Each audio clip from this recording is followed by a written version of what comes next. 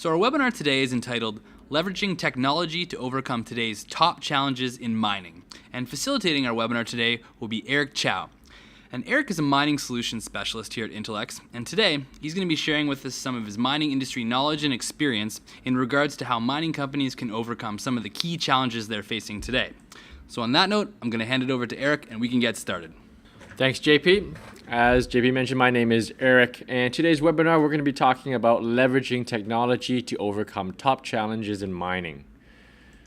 So the agenda is going to be pretty straightforward. We'll start off identifying the top 10 trends in mining. We're going to focus that down into 3 key trends and sort of flush that out. And then we'll talk about some ways other mining companies have been leveraging technology to address these trends.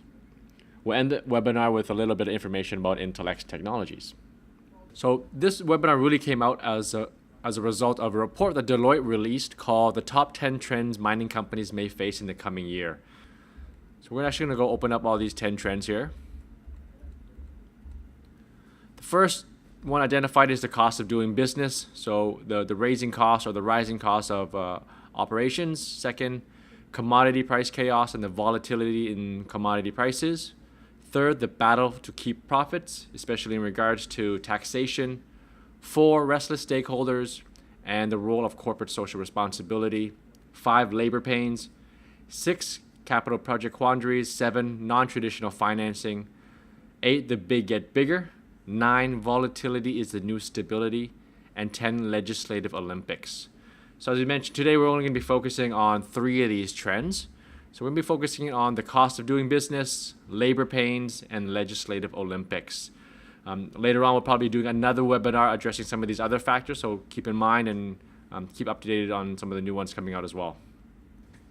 So let's take a look at some of these trends. The first, the cost of doing business, so soaring operational costs. Identified here, what goes up does not always come down and how that eats into profit margins. The second is around labor pains, so bridging the precarious talent gap. How do we fill positions and identify open jobs and being able to find people to match those requirements? And the third, legislative Olympics, countries competing to become the world's toughest regulators, specifically around safety and environmental concerns. So the increasing cost of doing business, let's flush that out. Some great examples listed here. By mid-2011, the price of haul trucks tires tripled, touching $100,000. This has been sort of worldwide. Along with that, the rising prices of energy and utilities have also been increasing as well. Brent crude prices up 45% year over year since the middle of last year, and electricity prices in South Africa climbing by 25%. Gold producers typically or once topped $1,900 USD per ounce by the middle of last year. But we've also seeing now is that the average cost of gold production has also increased as well to $620 per ounce, which represents about a year-over-year cost of 12.5%.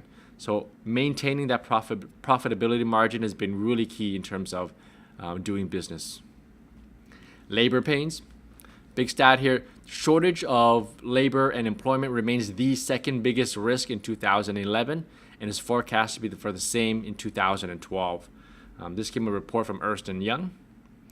There's been a widening range in skill gaps from capital project designers to geologists to truck drivers all across the board. Turnover is increasing as high as 40%. Minerals Council of Australia here forecasts a need for additional 86,000 mining professionals and skilled mining workers by 2020. So really big gap here in terms of how many people we need to fill and fit roles in upcoming mining jobs. Here in Canada, by the middle of last year, 1,000 openings at Canadian mines, and there was a prediction that only 300 expected graduates from mining-related programs. So how do we find ways to actually fill this gap and get people into roles to get production moving?